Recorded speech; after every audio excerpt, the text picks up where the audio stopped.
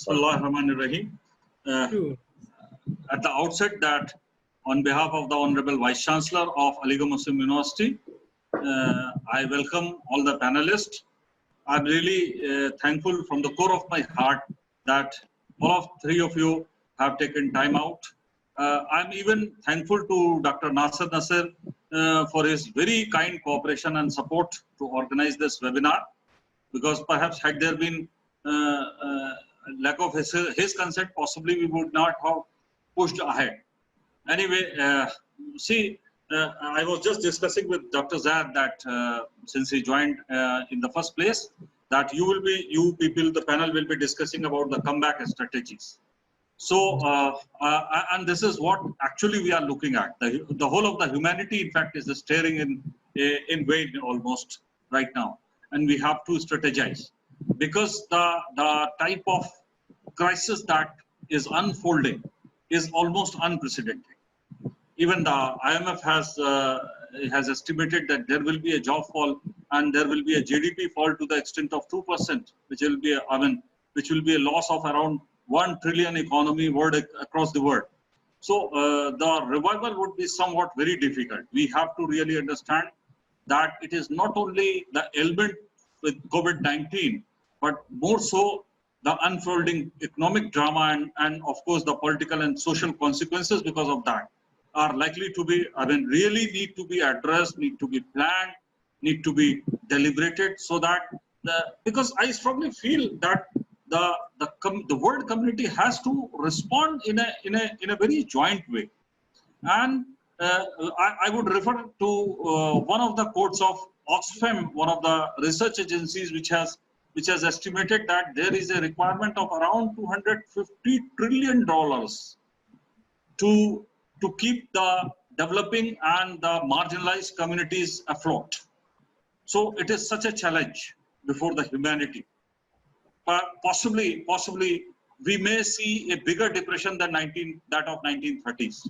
So anyway, I'm sure that given the wisdom from all three of you, and there will be more panel discussions across the world in the forthcoming days, we would be able to call out at least a few strategies that would be we should be able to contribute towards the humanity and for the development and of the economy. I would request the panelists to please, if we can map out where we are and what we are going to do, I would welcome. Who's gonna start? Sure, sir. Okay. I think we should start with the oldest. Okay. Maybe is the oldest. instead of that, let me take if you allow me, the panelists allow me, I will take the opportunity to take the assessment of the current scenario, and then we can proceed with what exactly we need to do, or the strategies that we need to follow. Dr. Khalid, will you allow me to go ahead, please? Sure. Okay, sure. Please. I was reading through the reports of various agencies. So, that the biggest problem is that more than half of the world workforce, they are going to be jobless, totally jobless, or they will be substantially losing their income. Substantially. Out of 3.3 billion workforce across the globe, more than half of them will be losing job. And the worst part is that 2 billion they are employed in informal sector, which is a large number, and they are the really affected people. So we need to think about them. Not only this, the current status of the affected people across the globe is, it is with all these lockdown and all these efforts, it is increasing continuously. More than 3.5 million people across the globe have been affected, and it is continuously increasing. When despite the fact the entire world is at lockdown for the last 2 months, and the death is around more than 250,000 people have died. So the things are very serious on the front of health, on the front of economy, on the front of socialization. So it is worth mentioning here that I would like to bring the attention of the panelists and to all the participants, the death rate, we can't take it light. The death rate in some of the worst affected countries like UK, it is around 15%. It is huge. So we can't take it light also. Now, the dilemma across the globe, from individual to the policymakers, to the government, to the academicians, is what exactly to do. Whether we focus on the economy or we focus on the life, what to save. And there is no clear answer coming. Just last point to mention here. Some of the researchers, from the Western countries like Harvard Public Health School and all, University of Minnesota, they are saying that it is going to continue for 2 years, 2 long years. So we can't shut down, we can't close the economy. We have to open up, and after 2 months, we need to start the economy again so that we can at least feed the people. This is the situation across the globe. So in this background, we will be talking about the comeback strategy, inshallah. Over to the panelists, please.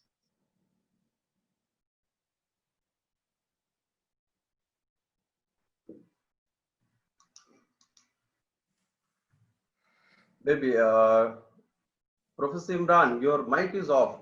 Can you please open it up? I'm saying you are very correct in analyzing the economic situation across the world. I mean, it's really unprecedented, and we have to really quickly converge the strategies and evolve the strategies to work out something. And we have to get into the situation where we have to now, as the things are coming up, we have to live up with COVID, with the virus. So the whole lot of things need to be structured. Maybe Dr. Thamer, you can Hi. please. Okay, Bismillah ar-Rahman ar-Rahim, Alhamdulillah, wa salatu wa salam ala Rasulillah. First of all, thank you to the University of Aligarh for inviting me to this panel discussion. Thanks to to Professor Tariq, the Vice Chancellor, and also big thanks to Professor Imran, the Dean of the Business School there, and to my previous boss, Dr. Zaid Ansari, for this invitation, and I'll be happy to be with Dr. Khalid Abdullah in this panel discussion.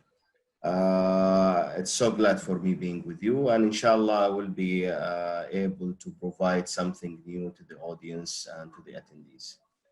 In terms of, I will go straight to the comeback strategy, which is our main subject here. Perfect. Talking about comeback, we can take it from 3 levels. A comeback strategy for us as individuals, okay?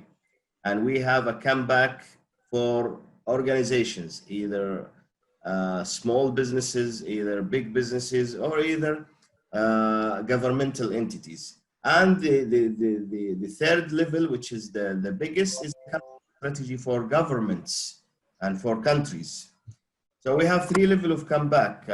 We need to take each one of them maybe with a deeper analysis to know the most important requirements for each element of those level of comeback. However, there are common seen between the 3 of them. Because I'm a consumer behaviorist, I'd love to talk about individuals normally or usually in my lectures and also in my talks. In terms of us as individuals, the first and most maybe important learning from this pandemic is we don't need to be naive to consumers, too much consumers after this situation. What I mean by that, our understanding to the economy should be better, okay, as individuals. Our understanding of our country's economy should be much better. Our understanding of the business cycle, the way we save from our income, the way we spend from our income should be different. That's what I recommend any individual when talking about a comeback strategy. So understand the world in a better way, understand yourself as consumer, as part of this community, part of your community, much better. And this is the biggest learning for you. For companies, unfortunately, most of our companies, we do have blueprints, okay? We have heaps of plans, strategic planning, we have goals, we have maybe KPIs, but we only write them and put them on the drop. We don't actually use them.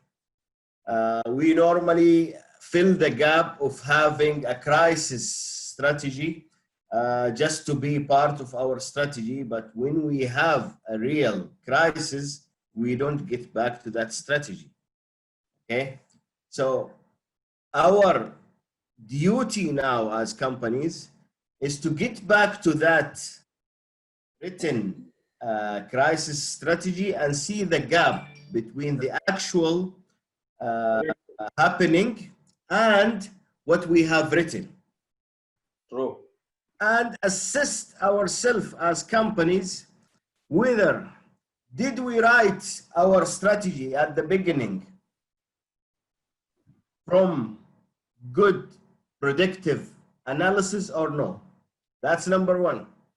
Okay, after the crisis, this strategy will be valid or it's not valid anymore. Okay, to start after the crisis, can we rely on the strategy we wrote and agree as boards or as CEO or as whatever again or not?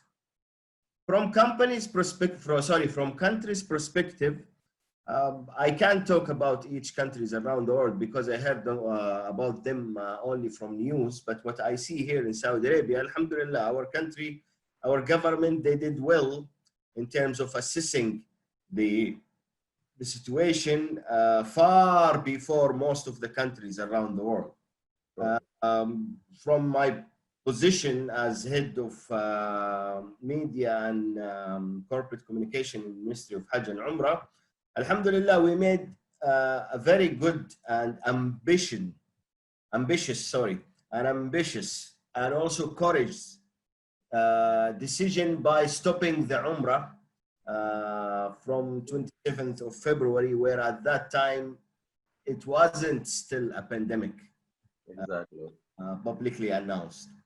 And alhamdulillah, we did some calculation saying that if we didn't stop the Umrah at that time, and it was Rajab, you know, Rajab is a heavy month of Mu'tamirin coming to Mecca and Medina, because it's the time where the Prophet went to the sky to get to meet Allah. If we didn't do that and only 1% of our pilgrims get infected, the number of the infected cases would be 10 times more the number we see now in Saudi Arabia. And imagine that all of those people who get infected in Saudi Arabia will get back to their countries and Mecca will be a source, you know? Exactly. of the issue. Javier, can I just ask one thing here? Yes, yes. As a Muslim, this decision of yours since you are coming from the ministry itself, if your ministry allows, see, I really appreciate the action of Saudi government like anything. I mean, it's absolutely marvelous. But as an individual, as a Muslim, when the decision was taken, it was a shock. It was a lifetime shock. So I really appreciate and how you could muster so much courage to take this decision. It was such a good decision. I must appreciate, and I think now the whole world is appreciating. True. But it would have required a lot of courage at that time when you have taken this decision. Alhamdulillah, yes, this is when we think about it at that time. I remember what should we say to the world? That was a question when we had Exactly. the decision. And Alhamdulillah, the decision was blessed by the custodian of the two holy mosques, the king and the crown prince. They blessed that decision, and the question was to me, Alhamdulillah. to the world. Should I say we close it and that's it? It's our responsibility and it's our duty, or should I provide some reasons? And we had some debates at that time. And because it wasn't a pandemic yet, we decided just to say we closed it to protect Al-Haramain, Masjid Al-Haram and Masjid Al-Nabawi from this new, we don't know about sickness. And we'll see, inshallah, this closing or this closure will be only for a time being. It will not be closed. Inshallah. Closed for good. We only announced that like that. We didn't say anything more. We didn't dig deeper in talking to the people. We just told them that we did that because of the Muslims, because of the Masjid al-Haram and Masjid al-Nabawi, and that's it. And alhamdulillah, yes, from the media, we had some backlash, honestly speaking. Yes, Saudi Arabia choked 1 billion Muslims around the world by closing Mecca and Medina in front of them, and some of the media talk it in a negative way, but we didn't care about what they said. Alhamdulillah, the Muslims around the world, they valued what we did. And you know, we are assessing this decision in a daily basis since then. We never just and stop. We assess it timely decision, every day. and it was indeed a very timely decision. And you know, I'll tell you some hidden stories from that. Okay, when we closed them, we had inside Saudi Arabia 450,000 Muslims who already arrived and they wanted to continue their Umrah. Okay, we can't just call them to get back to their countries without continuing their Umrah, because most of them, they had their life saving to come. Okay. We also had 260,000 people already had visas and they are ready to come. And some of them were in the airports at that time, preparing their tickets to come to visit Mecca and Medina. So we had also a crisis strategy for them. For the people who used to be here at that time in Saudi Arabia, we divided them into two groups. Group number one, the people who are already made their Umrah. They've already made their Umrah. They are just enjoying their time there, going to Al-Haram, pray, come back, and that's it. For those people, we said you have to stay in the hotel until we finish your paperwork and we finish your ticketing, and you need to come back to your country because it's much safer for you. Okay?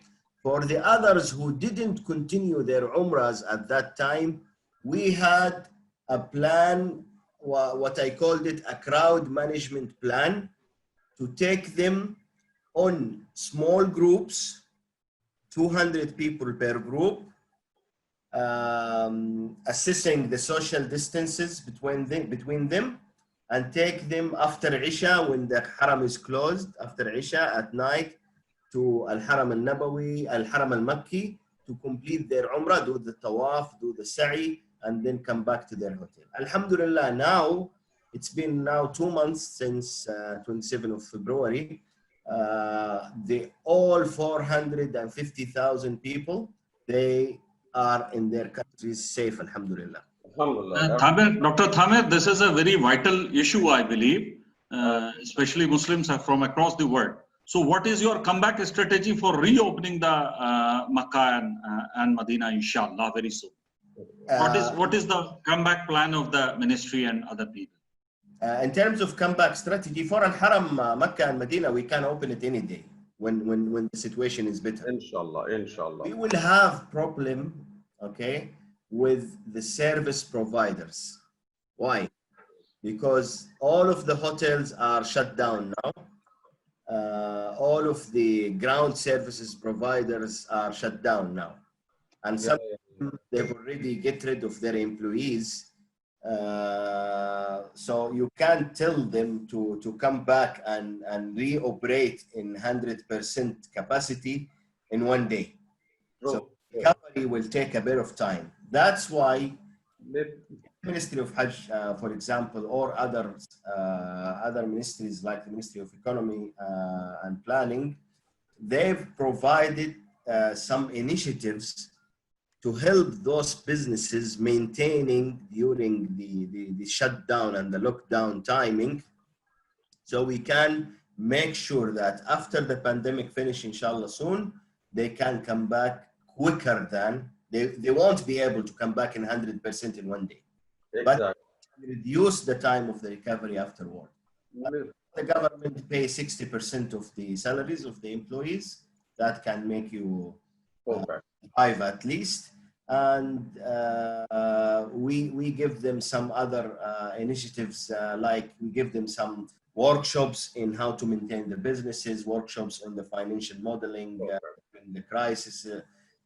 And also we give them an opportunity to to apply for reducing their capitals.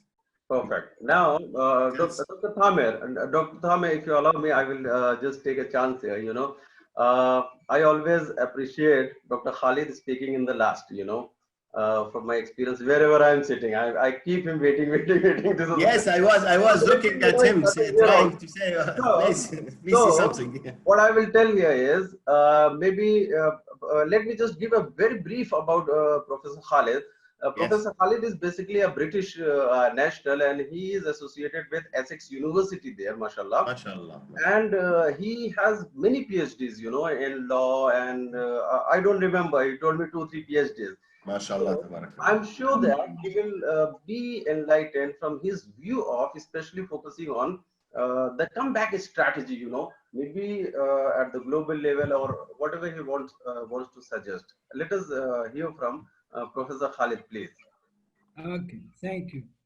Thank you, Dr. Tamer. That's, you know, very enlightening, you know, conversation. So at least we know now, you know, where Saudi Arabia is heading, you know, in that perspective. Perfect. And it is an honor to me to join you, you know, for this, you know, webinar. And I thank everybody who contributed to this and made it, you know, available. The only thing I want to comment on, you know, is that everybody is looking forward to the comeback, you know, process. But always we have been warned, you know, by health scientists and the politicians around the world that this is not a quick comeback and it will never be the same as before.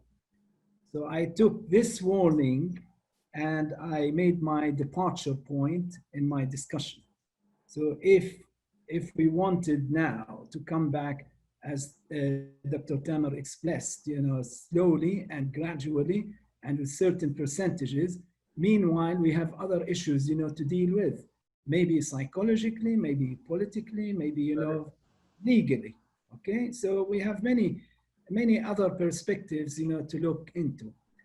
The first thing I want, you know, to remind people, because again, Professor Zaid mentioned about some statistics and the gloomy situation, how many are losing their jobs and how work is affecting economy.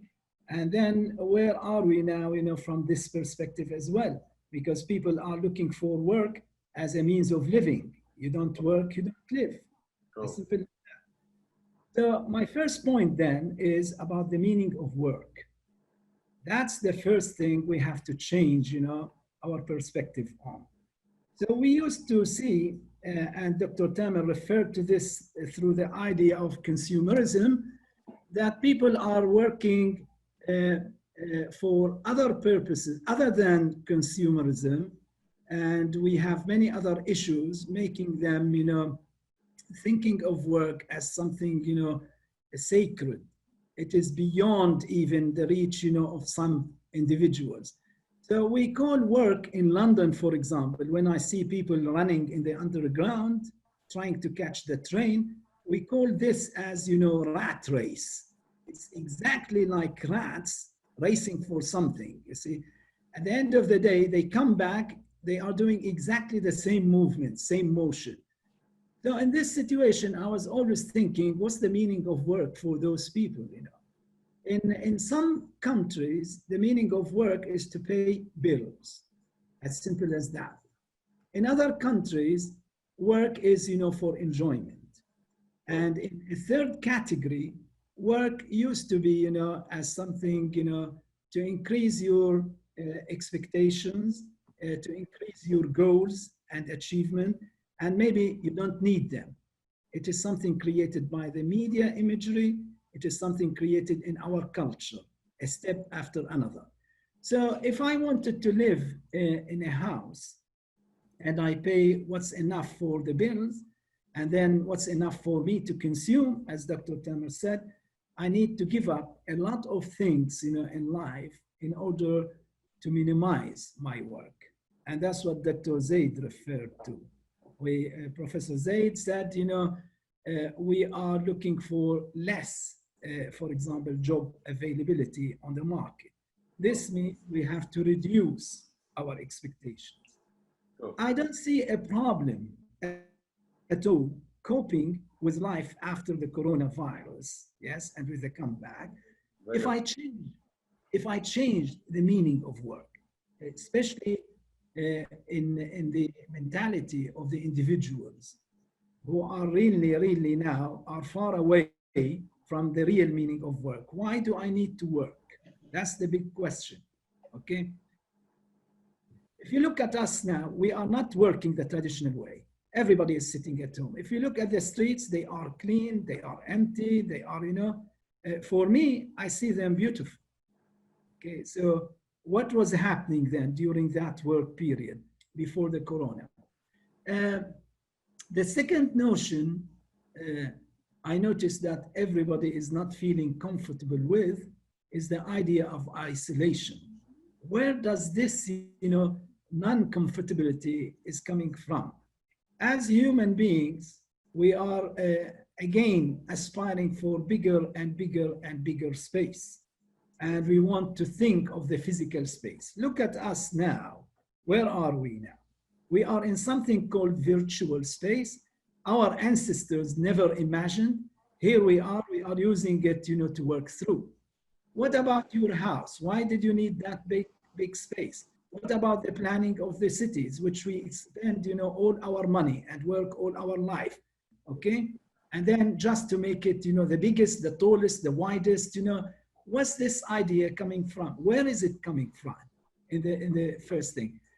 So the notion of space now is very important to feel comfortable with our life after the corona pandemic. Why? Because we are taking now not only smaller space, it's limited space. And the distance is killed. And the time now is getting longer. And that's why people all the time, they are thinking, now I have time, to get together, with the family, this and that. Okay, if you exploit that, concept, then you might be feeling better. So reflecting that on work industry, like universities, like, other agencies, like other work organizations, people are, for me, in my own perspective, people are still coping well with the notion of work within a space called, virtual space. Except for the other things which needs, delivery, which needs attendance, in person, other needs like the medical, like the food, like, farming, these things, okay, we cannot do it in the virtual space. Well, I have to remind people, historically, we expanded our space, which is now we are living in, on the accounts of farming. So people stopped farming, stopped agriculture, stopped everything, thinking that this is the way forward. So what we had, in the past, a trauma in our perspective about work and about space. Now, maybe the pandemic is, amending that vision and reminding us we have not been there. Our life wasn't always in cramped, cities like London, Paris, Washington, and New York. So you mean to say, Professor, maybe the whole lifestyle, the whole structure may come to a change. I can see it now. Perfect. I can see it, and people wouldn't feel even comfortable after that. But it is a change. Like one of the perspectives affecting, because the notion of work and the notion of space are connected directly to something called state sovereignty. Now look at us in Saudi Arabia, in Britain, in United States, India, wherever we are. Who is interfering now and making us isolated? One agency, we call it, one organization, we call it the state. Now, if we change the meaning of the state or the sovereignty of the state in the future, it would be, for traditionalists, it would be a disaster for traditionalists. Now, if you look at the role of the state in all of this, again, it is changing from one physical space to virtual space. So we have now the electronic, army, we have the electronic policing, we have all of that working, and they are warning us already that, the crime rate is rising now on the virtual space. Why? Because everybody now on that space. But do we have enough to police that space? This is the problem. So while the government is busy doing something else, they were building armies, they were building police force, but they couldn't, monitor, and they couldn't, control fully the virtual space. And that's a disaster coming. That's, very fearful. So now some countries started, started, in the beginning, they started secretly. Now they are doing it openly. So the whole police force now is dedicated for the virtual space. So this Dr. Khalid, we are having a lot of questions, and one of them is, can we talk a little about the marginalized group? Because see, the people dealing with the virtual section, virtual space, and the higher end people is one thing. What about the marginalized group, which I believe is the hardest hit section of the segment of the society? This is part of the discussion I intended, to leave till last, but because you asked, already. Because many questions are popping up. Yeah, this comes exactly under, there was the theme I was always talking in my publications about, digital divide, because I'm, from electronic background. And then I wanted all the time to alert the Westerners who are always thinking that the world is one, the world is globalized, the world is, all connected. This is a false idea, because when you come to the marginalized, group, I call them the non-digitalized, okay? And I mean by this, we have so many factors affecting the digitalization, of some states and some groups, which you are calling, marginalized. So they will be left out, either because they are, what I call them the relics of the older generation, or the needy people who are not affording the economic power in order, to be digitalized. So therefore, we say some countries now, I take the United States as in the beginning. Bill Clinton, when he was a president, he was alerted to this idea, we call it digital divide, okay, between groups. And he promised the American people and the world at the time that, telecommunication and the internet would be provided free for all the world. Now, since the time, I'm talking about the 2000, now we are 2020. It's very shameful that, 20 years passed and, greedy telecommunication companies are still making money and causing people to be marginalized. So the first accused, again, is, profitability. And the second accused is, state policies. Nobody is doing anything about that because they are accumulating tax, they are making profit, or they are participating in the process, of selling that, service. So in order, the third group, which is marginalized as well, other than the poor, other than the needy, as I said, and other than old, generation, we need people, to communicate properly about this technology to those marginalized people, to train them, to make the affordability. Give you an example about UK now, while we are talking, what's happening there. They realized that they are moving, over the virtual space now. Then they discovered that we have a lot of marginalized groups. So they started through the workplaces to distribute, and universities, laptops free, and computers, and telecommunication package to those, people who are employed, by these organizations, or who are students, or who are belonging to the organization in one way or another. So even UK was very late in recognizing that, the digital world is not one cohesive and, one cohort. And they started, working on this. The other thing, because we talked about, being virtual, I have to alert people to something very important now. And this is post-corona thing. With the pretext of, isolation and getting information, medical information or genetic information about people, a lot of creepy companies now started, buying and digging into what we call the big data of that, cohort of people. Now, this would compromise what we call, personal privacy in one way. And second, it is again, compromising everything called, whether sovereignty of the law or the legal perspective, in any country. So under this pretext now, everybody is breaking the law, and everybody is giving, away their liberties. And everybody, is thinking that, oh, the coronavirus is more important now. We have to find, a cure. We have to find, vaccine, blah, blah, blah. So they started collecting data, interfering in personal lives, willy-nilly, so without asking people permissions and so on. I'm not, referring to people who are really hardworking, on this issue. No, I'm referring to some gangs, I call them, and they are business, companies, marketing companies. They are digging into the data now, and they are sending very significant information about those people, whether the people, who were victims to the coronavirus, or their families, or their neighborhood. And now people say, for example, this is a good application.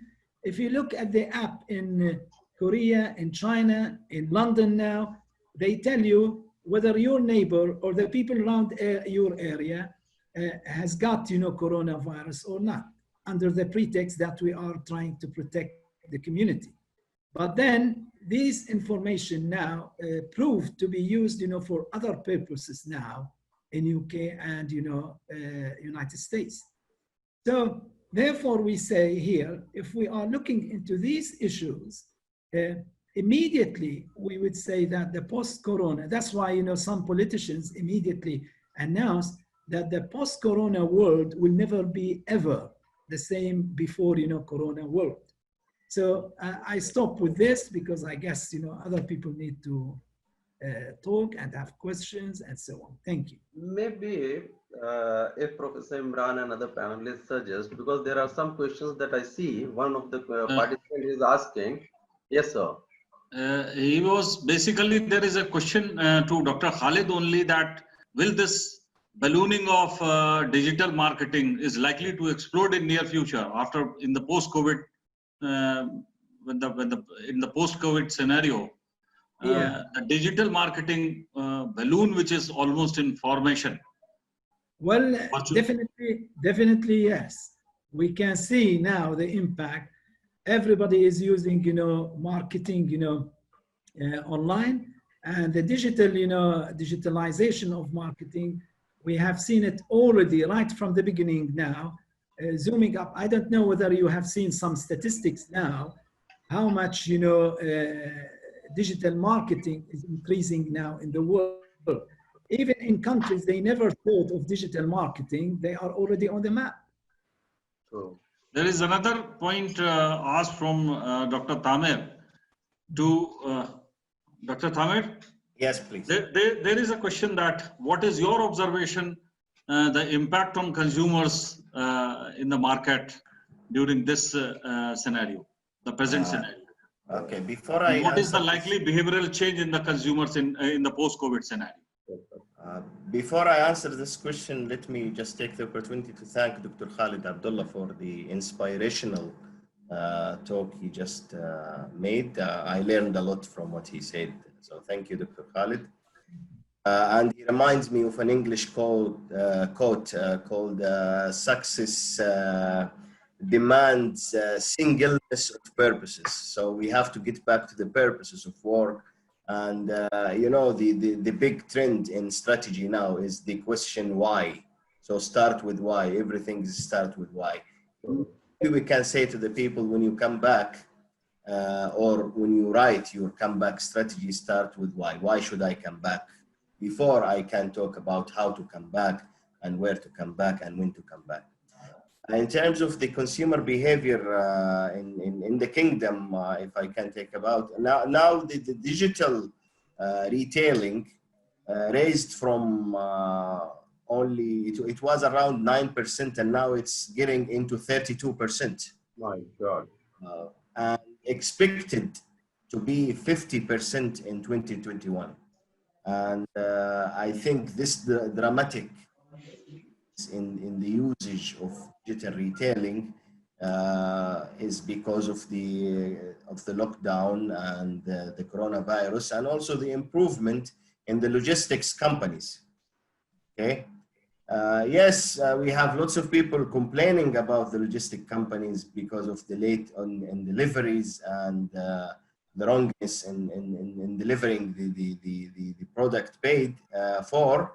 But companies are learning from that and they will improve the services, and that will lead to better digital retailing and better logistics in the future.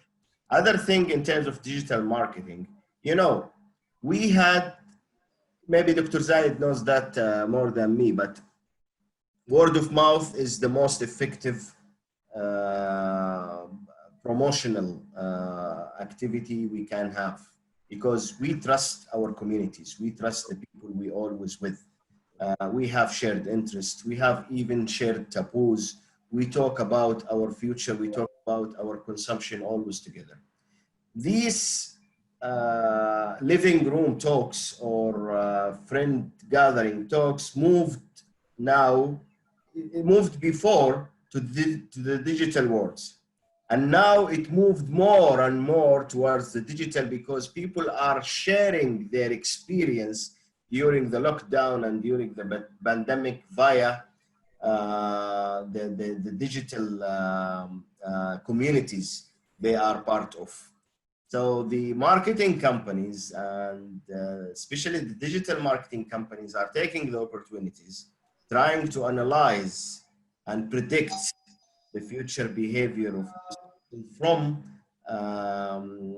tracking their behavior in the digital that's my thought about the future of consumers. I see one question here, sir, Professor Imran. It says that, you know, from Firasat Zaidi, it says, I think it is to all of us, the panelists, what about daily wages? Downtrodden people or majority of people in the developing third world countries, do they have the option to change the perspective of looking at the way work is to be considered? If yes, how can they do it? No, this is a question from one of the participant here. Actually, I raised it earlier as addressing as marginalized groups. Exactly. So that is there. Professor Khalid, do you think they are going to change their definition of the work in future, because they are the most hard hit, you know, and they are not in a position to. I don't know. Maybe if you want to deliberate, say a few things on that. This is a very interesting question, and just to give you an idea that this thing called the pattern of work, we have been undergoing a change in the pattern of work now for decades. True. And I don't know whether you have heard recently in Europe and specifically in the United Kingdom, Britain, they were talking about zero contracts and freelancing, and they were talking about universities doing the work online, and they were talking about sacking lecturers. Already they are in the process. So the change was already undergoing before the pandemic, and maybe the pandemic speeded up and gave legitimation and gave for example excuse for organizations now to let people work in different type of contract. Unfortunately, what I want to say now, the government, all the governments, the law, and other agencies are not into the process of coping with the quick change of the meaning of work, the meaning of contracting, and so on. And that's why big organizations are getting away very easily with their, what I call conspiracies against workers and the type of work. Only the few lucky ones, if you can take your case to the Supreme Court, whether it was the United States, United Kingdom, or Europe, you could have success. But how many of them? If you measure, for example, and calculate how many of them, were changed, have changed the basis of their contract, and how many cases were allowed in the court of law, you will be shocked. So it means now the state is not doing their role properly in the perspective of change of work and the meaning of work. And we are already seeing now that people, even individuals, started to favor working from far, favor working from home, favor working in isolated spaces. The other thing where people were thinking that the change of work pattern is important is the change from what we call individualism culture to collectivism culture. We don't want to see the organization now as a group of individuals who are contributing to its success. No, I want to see the organization as one, as collective. Now the individuals are being, killed off. We don't want to show their efforts in order not to allow their movement from one organization to another. So collectivism and individualism. If we look now into the culture of dealing into the culture of the states who are dealing with the pandemic now, this factor was very important. If I look at Saudi Arabia, which is described not by me only or previous scholars as a collectivist culture. So it means when people think, they think together for the sake and in favor of everybody, and they can be led by a leader who says yes, no, and everybody obeys. And that was very good in a pandemic time. But if I look back to Europe, Italy, France, Britain today, they had a disaster when they tried to deal with the pandemic. Why? Exactly. The Western perspective of individualism, my liberty is more important, civil liberties are being threatened, blah, blah, blah. Now we see what's happening in there. So therefore I say that was a big difference. People didn't pay attention. Why some policies are passing through easily and smoothly in some countries, and why the rest are not passing as easy as that. If you look at the United States, they are already fighting state against another. If you look at, for example, Korea, China, and other countries, they dealt more properly with the pandemic. And this is back again due to the sense of collectivism and individualism. So the work organization now is moving down this direction. So they don't want now, although the Westerners, encouraged what we call individualism in the beginning of the 19th century, and maybe, Dr. Tamer and Professor Zaid, they know more through, teaching about, consumerism and teaching about, marketing. And they wanted, the profits out of the whole perspective of individualism. But now I think, it's the time to recognize that we are paying dearly for that kind, of perspective. Okay. Look carefully now, in order to stop a pandemic like this, and in order to have a smooth comeback, I tell you, no country in the world can do it on their own. No one. Perfect. Wonderful. This Very is true. Very Yes, true. very true. individually we cannot do it. Still, we have to be within the collectivist, effort. Wonderful. Dr. Khalid, can you make some observation on one industry which is, I believe, is the hardest hit, that is tourism and travel? How do you see in the immediate, post-COVID scenario, how it is likely to reflect upon tourism and travel industry, which I believe is the hardest hit? The word has come to a zero. Tourism and travel industry, unfortunately, they have double swords against them. It's not only the pandemic and the fear of traveling. No, it's the individual himself or herself. I'm one of them now. Look at me now. I'm living in Saudi Arabia. So Britain and the British Embassy corresponded with us, and they said, whoever wants to come back, to UK, and I have other American, fellows and Canadian and the rest. We have planes ready and flights are ready, to go back to London. I tell you, honestly, not a single one proposed to return. Not a single one.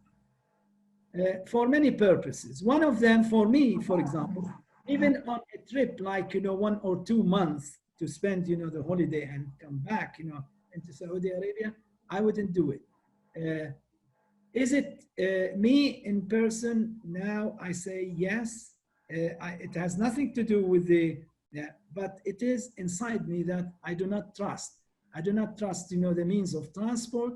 I do not trust the airports. I do not trust that everybody is doing exactly the same. So therefore, what's the point of traveling? Why? Again, this is another thing. We are in a process of changing the meaning of tourism. It's not the meaning of work, tourism. If you don't have the means, if you don't have the luxury and the extra spending power, why to go on tourism? And where to? What if you are compounded and impounded, in some other country and you cannot come back? What do you do? So, and actually, it is happening right now. Lots of people are stuck abroad in the. We already seen that, you see. Yes, so exactly. why to repeat the process? So every sensible person now sitting somewhere, they would think, is that the time for tourism? Of course it's not. So they will maybe longer than other industries. exactly. Maybe it will take long time to return back to the back position. Yes. Now, if allowed, I want to contribute, say few lines, few things as a comeback strategy in Indian perspective, a developing country mostly, because I was reading through the data, actually that is very scary. I was seeing in India there are 460 million people, workforce is there, and out of that 415 million they are in informal sector again. And now the problem is, and the other nature of Indian economy, countries like India, what I see is most of the laborers, they are migrant to other cities. Now after the COVID-19, they are returning back to their villages, to their towns for nothing. They don't have anything to do. Now in this scenario, what I suggest as a comeback strategy to in general is that, my point of view is that the government across the globe, they should, wherever this point is applicable, I'm talking at the ground level now, they should assess their food capacity in the first place. How much food security do they have? Number one. Number two is they should make sure that each and every individual of their country, they are supplied with food, and for that they need a strong supply chain management to reach from the government to the individuals living in the remotest of the places, because they are the hardest hit. Then as a third step for the comeback strategy in general for across the globe, we individuals, academics, policymakers, governments, we should immediately start doing researches on how to encourage the entrepreneurship, self-employment. This is very important as of now, because this is the place, as you said, Professor Khalid said, that we need to redefine our work, and not only work. What I feel is, now I, as an individual, I need to redefine my standard of living also, post COVID. We have to. I have a saying this on what you've said, Dr. Zaid. Maybe the entrepreneurial and self-employing culture used to be hard to be adopted by the poor individuals, if we can say that word, because they were looking for the easiest way to find their food, to find their daily life. They have families to feed. I think after the pandemic, or from now, most of the individuals, they are thinking about why they have this question: why should I be relying on being paid by someone else? Exactly. This will improve the possibility for getting into the entrepreneurial mindset, if I can say it, or being self-employed. So they will try to find ways to give themselves the free of having their own income rather than being relied on someone else. And this will be the right Government, this yeah, will if the this sorry, is the right time where the government can interfere. yes, if the government wants to emphasize into helping small businesses, helping individual self-employed businesses, I think this is the right time to set up some plans for that, to start talking about this with people in remote areas, even here in Saudi Arabia. I remember, like, maybe more than 10 years ago, they've been thinking about, okay, we have people, once they finish their high school or once they finish their high school, they try to migrate from their villages or from small cities or small towns to Jeddah or Riyadh or Dammam. Yeah. So can we make them staying more in their cities, because Jeddah, Riyadh, Dammam are inflated with too many people now. Yeah. So they started building universities in remote areas. So it jumped from only seven public universities in Saudi Arabia to around 28 now, beside the private universities. That made people stay in their cities, small towns, and the villages. However, they found out that once they finish universities, they started to come again to Riyadh or Jeddah to find jobs, because it's the easiest way. I am graduated, I'm qualified, I can easily find a company in Riyadh, a company in Jeddah, or a government sector to employ me and give me a monthly salary that will maintain my living expense, but will not take me higher and higher. But now the people, they are forced to stay back in their own town, villages. Yes. And they have to take up a self-employment, And Yes, this is that's exactly what we need to where think the about. government can help them by providing interest-free loans, maybe. Interest-free loans, and they can give them tax haven for, let's say, 3 to 4 years. They can start up, encourage them by participating in the profit sharing with them, Financial institutions like banks or investment banks, or the commercial banks, they would have opportunities here, have some social contribution beside being partners with some of those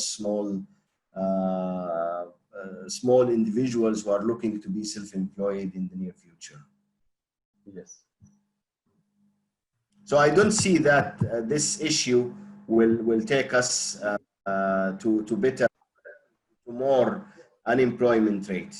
If we allow ourselves to be a bit courage and talk about self-employment, I think we will have less employment rate, inshallah, in the near future. That's a very good idea. Since we are almost running short of time, I would like to ask just last one question. how do you see the position of expatriates in Saudi Arabia?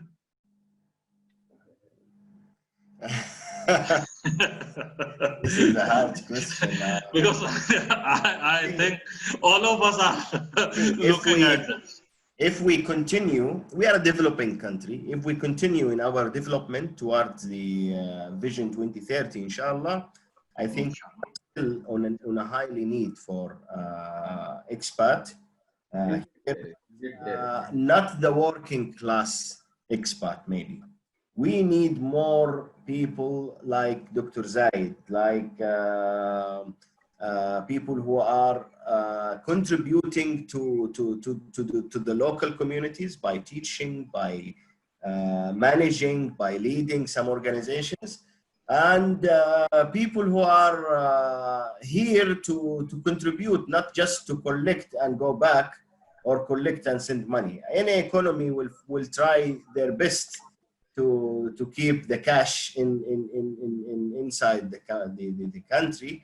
And I'm sure that the government has heaps of plans to keep those highly qualified expat spending their money inside the country, and also staying here, or maybe plan their future to be citizens or permanent residents, not just having iqama to be renewed every year.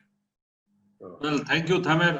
And I think attendees and the audience must make a note of it that near future structural change is on the way at Saudi Arabia. If you are looking at it, just check out for your abilities and skills. That's very important and vital. What they mean by structural change? Actually, there is one question, maybe if you allow just to present it, because Dr. Khalid, Dr. Thamer, myself, we are in the marketing field, and there is a marketing related question on my mobile from one of the participants. She is an assistant professor. Sure. So, you know, she is asking how to retain customer in this crisis and work on employer branding. This is her question, that how can we retain the customer, you know? Retain customer and employer branding. Can we do something in this crisis? This needs a discussion by itself. Yes, please. Maybe Dr. Khalid is better. Well, I leave it to Dr. Tamer then, because you started already. It needs a big discussion. But for me, you know, I don't see the difference. Branding is already branding, whether it was in virtual space or, you know, physical space. So they are using the digital world already. And the consumer, the whole idea of branding is coming through the connection and the link between the consumer and the product itself. So the product is still there and the consumer is still there. I don't see a change. Actually, what I suggested, I wrote a small article on this, just for my own sake, you know, what I was suggesting that big companies, see, presently, if we just want to correlate across the globe, people are on the basics now, So they are not going to buy in the near future. Most likely they will not be buying because they have lost their purchasing power. And otherwise also, if they have money, they will keep it for future. So they will be focusing more on buying the basics. In this case, the companies, the brands, what they need to do is they need to keep in touch with their customers through, let's say, social marketing, connecting themselves that yes, we are there with you in this hard time. Whatever is needed, we are going to be with you, stand up with you, so that when the time comes, they come back to their old brands, inshallah. This is what I suggest. Thank you very much. Okay, thank you very much. We have to close. I mean, I really wish that it could have gone longer, but time is running out. Thank you all the panelists. I'm deeply indebted to Khalid Abdullah and Thamer for sparing their time. And of course, I have a right on Dr. Zaid, who had been my student. Thank you very much, all of you. Thank you. Thank you. You're welcome. Thank you, brothers. Thank you. Salam alaikum.